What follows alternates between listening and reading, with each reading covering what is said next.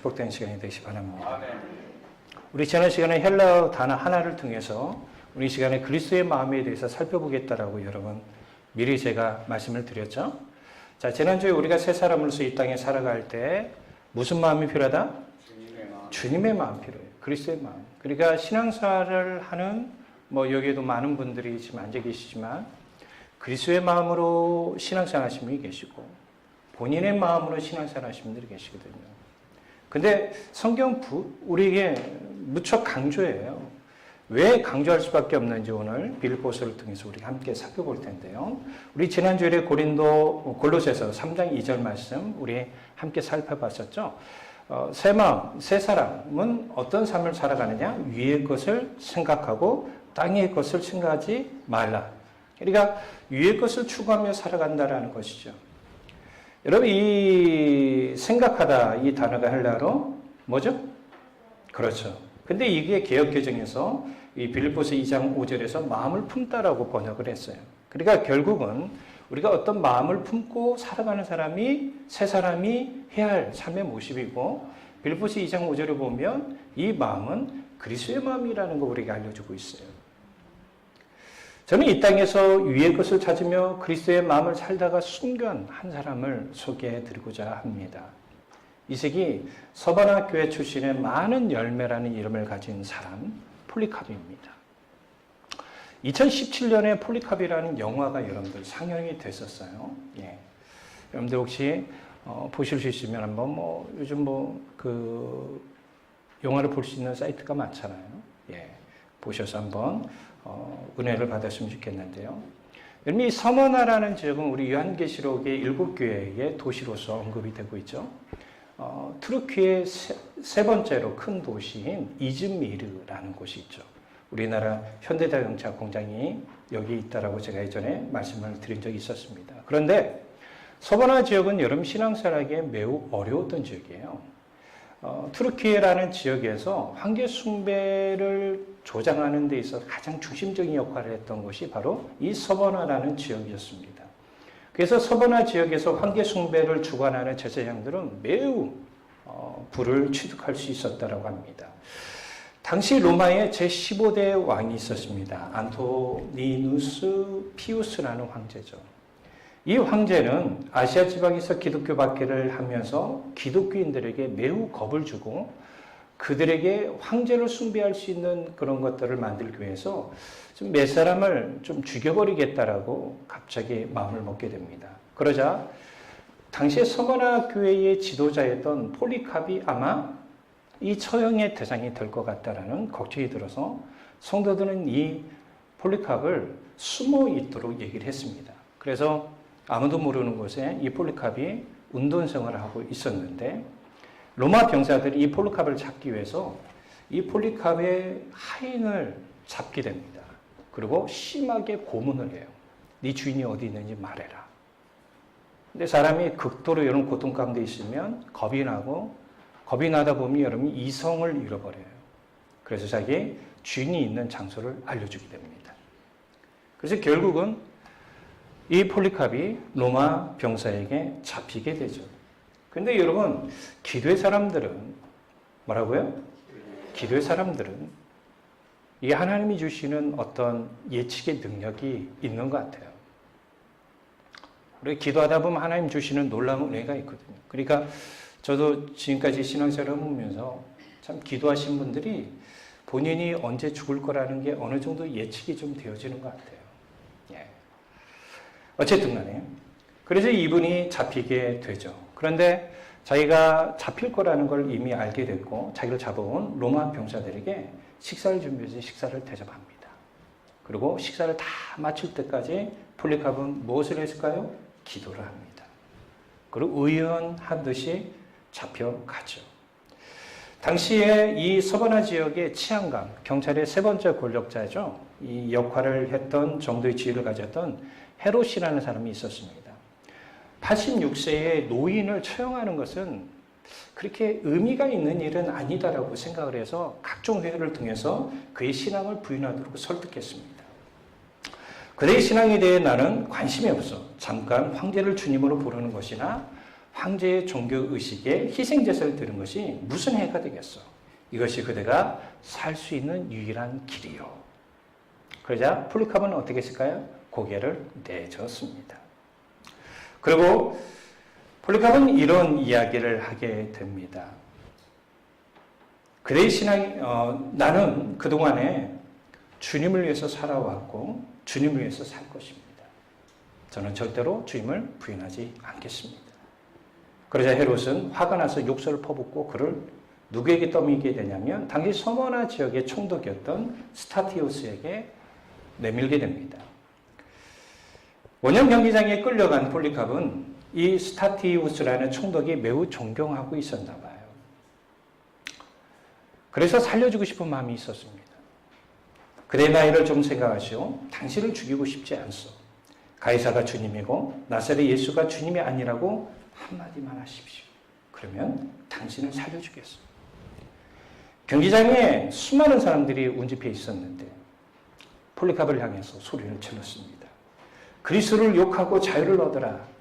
그러나 폴리카브는 총독에게 아주 큰 소리로 분명히 말을 합니다. 86년 동안 나는 그분을 섬겼습니다. 그분은 나에게 나쁘게 하신 적이 단 한 번도 없었습니다. 그런데 어떻게 나를 구원하신 나의 왕을 내가 욕하고 저주할 수 있겠습니까? 그러자 총독은 소리를 질렀습니다. 만일 그대가 회개치 않는다면 맹수들에게 던져질 것이다. 이에 폴리카브는 말했습니다. 맹수들을 부르시오. 우리는 악한 것을 받아들이기 위해 선한 것을 회개한 일은 하지 않습니다. 그리고 이 악한 세상에서 의로운 세상으로 돌아가니 내게 얼마나 좋은 일이겠소. 총독은 고개를 저었습니다. 그대가 맹수를 무시하니 끝까지 뉘치지 않으면 불이 타 죽으리라. 그래서 여러분들 그림에 보시면 알겠지만 폴리카브를 화형에 처하기 위해서 나무 밑에 땔감들을 많이 넣고 불을 질게 되죠. 여러분 이 순간에 폴리카브는 살려달라는 말 한마디 아니하고 담대히 이런 말을 했다고 합니다. 당신은 1시간 타다가 잠시 후면 꺼지는 불로 나를 유혹을 하지만 믿음이 없는 자들에게 예비되어 있는 영원한 형벌의 불은 전혀 모르고 있습니다. 뭘 지체하는 것이요. 속히 시행하시오. 결국 수많은 군중이 지켜보는 가운데 사형 집행인이 장작더미에 불을 붙였습니다. 그런데 모르겠어요. 이게 믿거나 말거나 저는 별로 믿어지지 않는데요. 물론 하나님께서 이런 일을 하시면 하실 수 있습니다만은. 가톨릭 전통에 전해오는 이야기에 의하면 폴리카브 주위에 원형막이 생겼대요. 불이 그를 태우지 못했다고 합니다. 너무 놀란 로마 군인이 칼로 폴리카브를 찔렀습니다. 그런데 놀랍게도 그의 피가 분수처럼 쏟아나와 주변의 불을 모두 꺼버렸다는 거예요. 이성적으로 불가능하겠죠? 그런데 제가 여러분들에게 말씀드리고 싶은 건 뭐냐면 폴리카브의 이런 잠엄한 순교 현장을 목격한 로마인들의 매우 많은 이들이 회개하고 예수를 믿었다는 거예요. 어떻게 저렇게 끝까지 예수를 부인하지 않고 믿을 수 있을까? 그들은 궁금했어요. 순교 현장에서 기도하는 폴리카브를 본 자들의 기록이 지금 우리에게 전해지고 있는데요. 기도하는 동안에는 하나님의 은혜로 충만했으므로 그의 기도 소리를 듣는 사람들은 놀라움을 금치 못했습니다. 많은 사람들이 그처럼 훌륭하고 경건한 사람을 사형에 처해야 하는 사실에 유감으로 생각하였다. 그가 기도가 끝날 무렵 자신과 관련 있는 모든 사람들, 즉 위대한 사람이나 대수롭지 않은 사람, 귀족이나 미천한 사람, 그리고 전 세계에 흩어진 모든 교회들을 위하여 기도를 했다. 그리고 그의 이런 순교의 현장에서 이 폴리카브를 본받아서 우리 초대 그리스도인들이 죽음을 무릅쓰고서도 주님을 부인하지 않았어요. 우리 하나의 여러분 그림을 보겠는데요.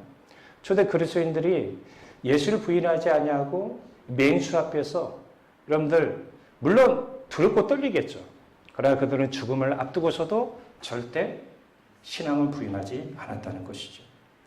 그래서 요한계시록 2장 9절 10절에 보면 서머나 교회에 이런 말씀을 우리 주님께서 하셨어요.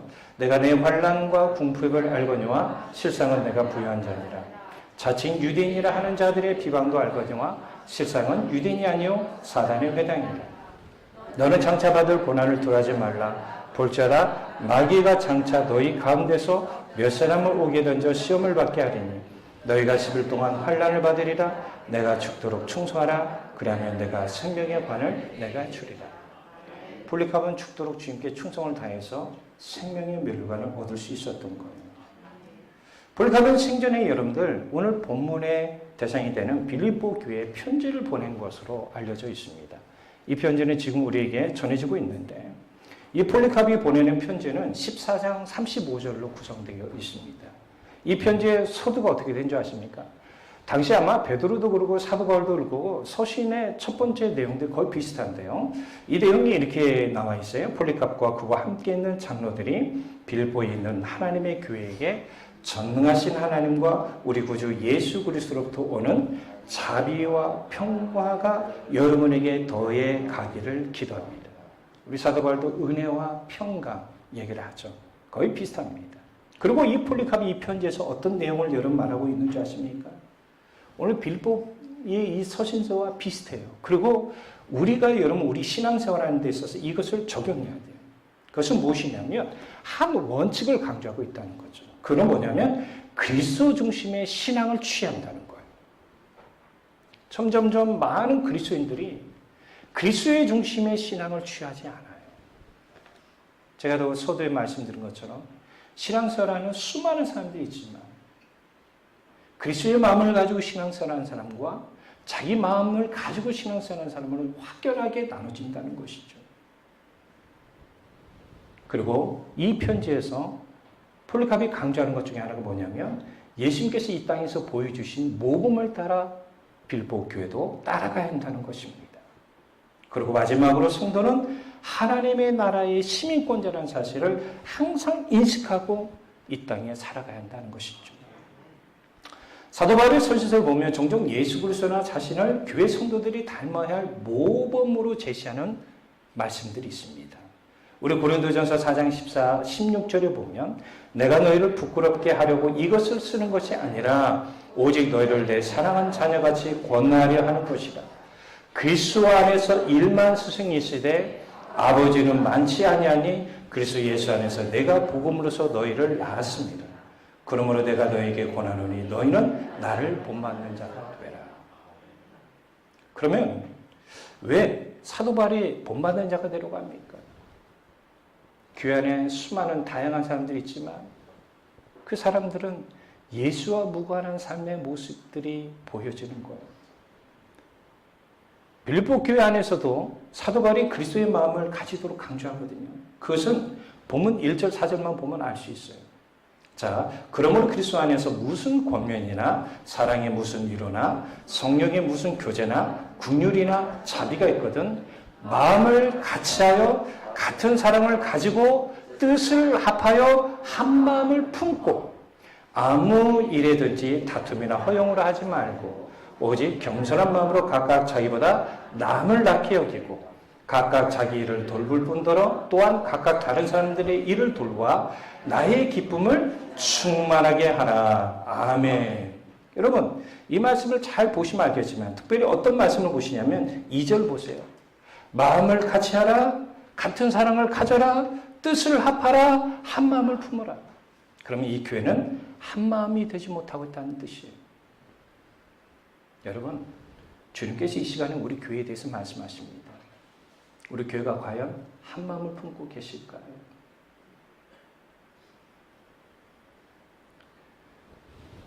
빌보서 1장 27절 28절에 보면 이런 말씀을 합니다. 오직 너희는 그리스도의 복음에 합당하게 생활하라.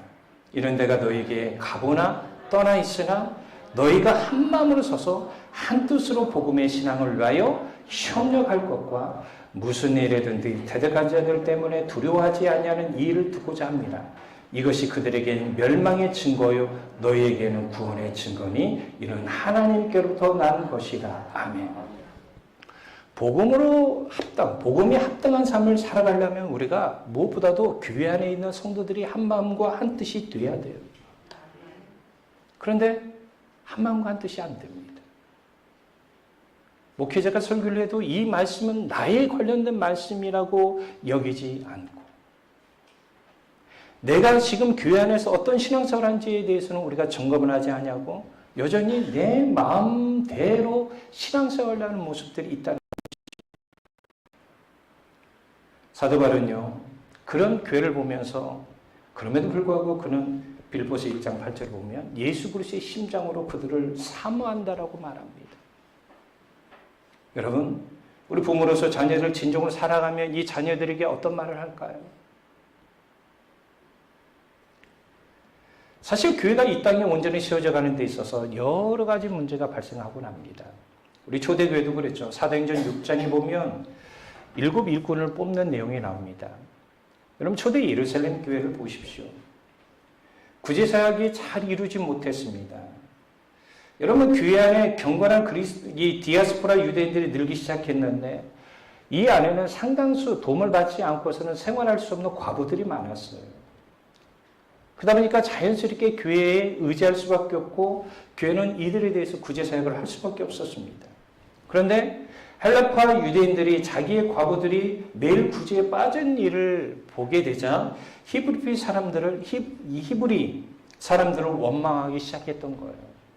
그래서 결국은 이 일을 도맡아서 할 7 일꾼을 세워지게 된 겁니다. 그러니까 교회는 세워져가는 모든 과정 속에 우리 교회도 마찬가지예요. 어려움들이 있어요. 어려움들이. 제가 여러분들 중시자 투표를 지금 거치고 난 이후에 1년 동안 이분들을 훈련시키는 이유가 뭡니까?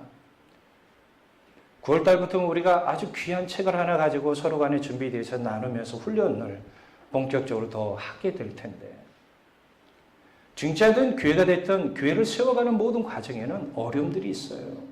이 어려움 안에서 우리가 서로 간에 한 마음과 한 뜻을 이루지 않으면 주님이 기뻐하는 교회를 세울 수가 없다는 것이죠.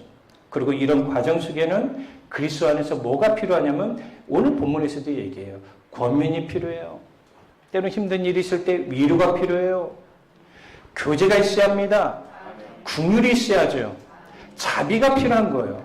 그리고 항상 어떤 일이든지 그것이 심지어 권면이나 책망이 된다고 해도 마음을 같이 해서 순종을 해야 하는 거예요. 근데 안 한다는 거죠. 같은 사랑을 가지고 뜻을 합하여 한 마음을 품어야 돼요. 그래야 주님이 기뻐하는 몸된 교회를 세울 수 있는 것입니다. 그리고 이러기 위해서 우리는 4가지의 자세를 취한다고 얘기해요. 첫 번째 뭡니까? 마음을 같이 하여 같은 사랑을 품어야 해요. 사실 여러분, 우리 서로 간에 이질감들이 있잖아요. 다 만나요? 아니에요. 저도 처음에 이 광주 지역에 와가지고 저는 광주 사람이 아니었잖아요. 너무 세더라고요. 세더라고요. 하지만 세다고 해서 우리가 그분들을 경계하고 멀리하면 되겠습니까? 우리는 그리스도 안에서 같은 사랑의 마음을 가지는 것이 중요합니다. 두 번째, 뜻을 합하여 한 마음을 품어야 돼요. 같은 마음으로 같은 것을 생각한다는 것입니다. 만약 권면이 이루어지고 있다고 한다면 권면이 이루어지는 중심 내용이 무엇인지를 생각을 해야 돼요. 이 생각을 자기 자신에게 적용해야 하는 거예요. 듣는 둥 마는 둥이 아니라, 듣고 끝나는 것이 아니라, 여러분, 성경의 말씀은 전부 다 우리를 향한 권면의 말씀이잖아요. 그럼 이 말씀을 듣고서 생각을 하고 이 생각을 어떻게 하면 내 마음속에 심을 수 있을까? 그리고 어떻게 하면 변화될 수 있을까? 세 번째, 아무 일이든지 다툼이나 허용을 하지 말고 겸손한 마음으로 오직 나보다 남을 더 귀하게 여기셔야 돼요. 저는 지난날에 우리 교회들이 김장을 해오면서 우리 성도들이 아침 일찍 그 전에는 여러분 전날에 오셔서 젓갈을 막 삶으시고 별로 냄새는 좋진 않지만 그리고 배추를 다 담으시고 또 배추를 막 가지고 오시고 진짜 몸살 날 정도로 엄청 고생들 하셨어요. 그리고 토요일날 그것이 마무리되면 우리 어린 자녀들이 그걸 또 배달을 하잖아요. 욕을 얻어먹고 온 아이들이 있어요. 왜 이 집만 주냐고, 우리 집은 안 주고. 그래도 여러분들 우리가 나보다 남을 더 귀하게 여기기 때문에 여러분들이 오셔서 몸은 힘들고 왜요? 일 끝나고 오신 분들이 대다수예요. 근데도 주의 사랑을 나보다 남을 더 귀하게 여기기 때문에 해야겠다는 마음으로 오신 거 아닙니까? 그리고 네 번째, 자신의 일을 돌보는 것뿐만 아니라 남의 일 또한 돌보아 줄 수 있는 자세가 필요한 거예요. 그러다 보니까 정말 이런 그리스도의 마음이 있는 사람은 교회를 사랑하더라고요. 교회를 위해서 헌신하고. 어떤 분은 저한테 그래요. 목사님, 교회 얘기하지 않았으면 좋겠습니다. 본인이 알아서 스스로 어떤 것을 하는 거예요. 빌립 교회 안에 여전히 자기의 권리와 특권을 찾으려는 사람들이 있어요. 그러니까 교회는 분리될 수밖에 없고 결국은 자기하고 맞지 않으니까 충돌이 일어날 수밖에 없었던 것입니다. 그리고 이런 모든 신앙의 자세가 제대로 이루어지려면 본문 5절에 얘기하죠. 너희 안에 이 마음을 품으라 곧 그리스도 예수의 마음이니. 이걸 품지 않고서는 절대로 교회 안에서 이런 신앙의 자세가 이루어질 수 없다라는 것입니다. 그러면 여러분, 사도 바울이 빌립보에서 그리스도 예수의 마음이 무엇인지에 대해서 우리가 잘 설명해 주고 있는데, 첫 번째 본문 6절에 보면 예수께서 성육신 하시기 이전의 모습이 무엇이었는지에 대해서 우리에게 얘기하고 있어요. 예수님께서 이 땅에 오시기 전에 그분은 하나님과 동등된 분이었어요. 그러나 우리 예수님께서는 하나님과 동등된 자리를 취할 것으로 여기지 아니하셨어요. 그리고 이 땅에 오셨다는 거죠. 이게 하나님의 뜻이죠. 여러분, 저는 요한복음 4장 34절의 말씀이 우리 인생에 정말 아주 중요한 핵심적인 말씀이 됐으면 좋겠어요. 예수께서 이르시되 나의 양식은 나를 보내신 이의 뜻을 행하여 그의 일을 온전히 이루는 이것이라. 아멘. 결국 예수님께서는 하나님의 구원의 온전한 뜻을 여러분 감당하기 위해서 잠시 동안 하나님과 동등된 자리를 뭐 하신 거예요? 포기하신 거예요. 버리신 거예요. 그리고 우리와 동일한 인간의 모습을 가지고 이 땅에 오셨어요. 물론 하나님의 성품도 가지고 계셨습니다. 두 번째, 본문 7절 8절을 보면 이 땅에 오신 예수님의 모습인데 겸손의 모습을 우리에게 강조하고 있어요. 첫 번째는 뭐예요? 하나님과 동등된 것을 포기하시고 이 땅에 오셨다는 거예요. 두 번째는 뭐라고요? 겸손의 모습이에요. 이게 바로 그리스도의 마음을 지금 얘기하고 있는 거예요. 저 천국을 향하여 살아가는 사람의 모습이 바로 이런 모습이에요. 우리 주님이 낮고 천한 모습을 보셨는데 그분이 태어난 것은 시설에 아주 좋은 산후조리를 갖춘 그 병원이 아니었어요. 우리가 잘 알고 있는 마구간의 말구유였습니다. 우리 주님이 태어나셔서 성장한 곳이 나사렛이라는 지역입니다. 여러분, 나사렛이요. 이 광주광역시에서 아마 나사렛이라는 이 지역이 우산동 같아요. 우산동에서 선한 것이 나올 수가 없지요. 개천에서 용이 나올 수가 없어요. 그러니까 사람들은 나사렛 출신들을 무시한 거예요. 어떻게 저런 곳에서 선한 게 나올까? 저런 곳에서 위대한 메시아, 어떻게 메시아가 나와? 그럴 수 없다는 것이죠. 우리 주님께서 주로 사역했던 곳이 어디입니까? 유대인들이 부정했던 곳 중에 하나, 바로 갈릴리입니다. 그리고 우리 주님은 어떤 형벌을 받으셨어요? 죄인 중에 죄인, 가장 고통스러운 처형 방법 중에 하나는 십자가에 죽으셨다는 것이죠. 우리 갈라디아서 3장 13절 한번 읽어볼까요? 그리스도께서 우리를 위하여 저주를 받은 바 되사 율법의 저주에서 우리를 속량하셨으니 기록된 바 나무에 달린 자마다 저주 아래 있는 자라 하였습니다. 아멘. 바로 이런 겸손의 모습이 우리 안에 있어야 돼요. 세 번째, 높아지신 예수님의 모습이에요. 저는 현 시대 우리 교회의 가장 큰 문제점 중에 하나가 뭐냐면 첫 번째와 두 번째는 관심이 없어요. 그리고 세 번째만 관심이 있어요. 기도하지 아니하고 기도응답 받기를 원하고 고난 뒤에 오는 십자가 영광을 경험을 해야 하는데 그냥 이 고난은 그냥 넘어가서 십자가 영광만 받으려고 그래요.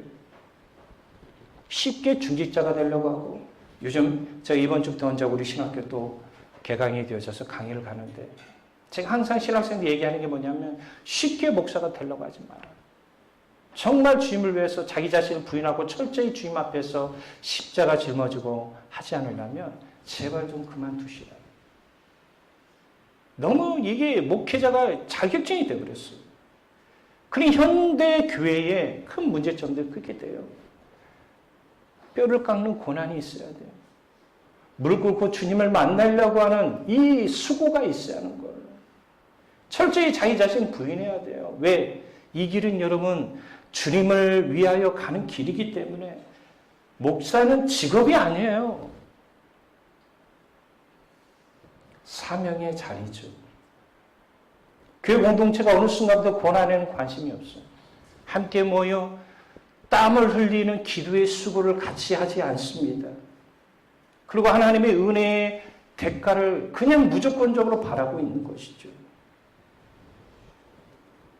예수님께서 이 땅에 계실 때 우리가 생각하는 영광스러운 자리에 있지 않으셨어요. 초월하셨습니다. 섬기셨습니다. 우리를 위하여 십자가 고난을 끝까지 감내하셨어요. 그러자 그분은 어떤 분이 되십니까? 하나님께서 영광의 자리로 올려주셨다는 거죠. 요한계시록 1장 13, 16절에 보면 예수님이 어떤 분이라는 걸 묘사하고 있는데요. 촛대 사이에 인자 같은 이가 발에 끌리는 옷을 입고 가슴에 금띠를 띠고 그의 머리와 털의 희기가 흰 양털 같고 눈 같으며 그의 눈은 불꽃 같고 그의 발은 풀국부제 단련된 빛난 주석 같고 그의 음성은 많은 물소리와 같으며 그의 오른손에 7별이 있고 그의 입에서 자위의 날성검이 나오고 그 얼굴은 해가 힘있게 비치는 것 같더라. 아멘. 본문 9절 11절에서도 하나님께서 이런 예수님을 승기의 자리, 영광스러운 자리로 올리셨다는 사실 우리에게 잘 말하고 있죠. 세 번역을 한번 읽어볼까요? 그러므로 하나님께서는 그를 지극히 높이시고 모든 이름 위에 뛰어난 이름을 그에게 주셨습니다. 그리하여 하늘과 땅 위에와 땅 아래에 있는 모든 것들이 예수의 이름 앞에 무릎을 꿇고 모두가 예수 그리스도는 주님이시라고 고백하여 하나님 아버지께 영광을 돌리게 하셨느니라. 아멘. 말씀을 마무리합니다. 사랑하고 존귀한 성도님들, 우리 모두의 신앙의 삶은 그리스도의 마음을 소유하지 않으면 안 됩니다. 오늘 아마 여러분 말씀 잘 들으신 분은 그리스도의 마음이 무엇인가를 잘 아실 겁니다. 우리 모두가 예수를 믿은 지 얼마나 되었나요? 저는 모태신앙이 아니어서 모태신앙이 부러워요. 여기에는 신앙생활 한 지 오래되지 않은 분들도 계십니다. 지금 이 시대 우리 주님께서 우리에게 원하는 신앙의 모습은 무엇일까요? 우리에게 어떤 신앙의 모습이 필요할까요? 주님께서 다시금 오신 날이 점점점 가까워지고 있는 이 시대에 어떤 신앙의 모습을 가지고 있어야 끝까지 인내하고 승리하며 저 천국에 들어갈 수 있을까요? 아침에 평일날에도 이렇게 오시지만 우리 교회 다니진 않지만 교회 비밀번호를 알려주신 분이 계세요. 새벽 기도 끝나고 제가 여러분 커피 만드는 걸 되게 즐기는 거 아시나요? 저 먹으려고 즐기는 거예요. 그러고 계신데 이분이 기도하러 이렇게 쭉 오시는데 인사 쫙 하시고 꼭 이분이 헌금을 꼭 내셔요. 그리고 뒷자리에 앉으셔서 기도 자세가 이럽니다. 그리고 기도하셔. 그리고 제 커피 거의 마무리하고 있을 때 이분이 기도 끝나고 나가시면서 저에게 그래요. 감사합니다. 그리고 여기서 기도하면 평안하대. 여러분, 교회가 가져야 할 모습이 뭘까요? 우리가 정말 주님 앞에서 가져야 할 모습이 무엇일까요? 그리스도의 마음이 없다면 우리 교회는 교회다운 교회로 세워질 수 없고요. 그리스도의 마음이 없다면 우리는 신앙인다운 신앙인으로 생활할 수 없는 것입니다. 그리스도의 마음으로 주님께 원하는 성도, 교회로 온전히 세워지기를 주 예수 그리스도 이름으로 축복합니다.